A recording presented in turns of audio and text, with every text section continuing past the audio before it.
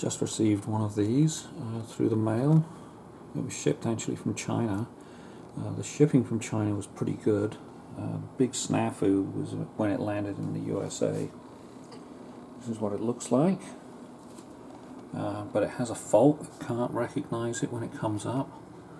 So I'm going to plug it into a USB drive, which I believe is this one, and we'll see what happens when I plug it in. And there it is.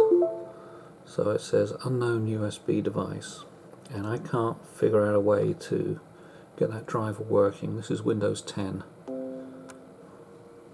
So it just doesn't work, it doesn't fix itself. USB not recognized. Oh, it's gone already. Right, we are now over at my desktop application. I've got the settings, Bluetooth devices up. So I've got this cable I'm going to plug it into. That way up. There we go.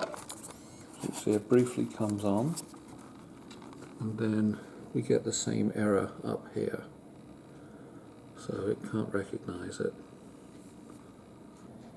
Okay, and here is the device. And if you can follow all the cables plugged into a USB 3 port,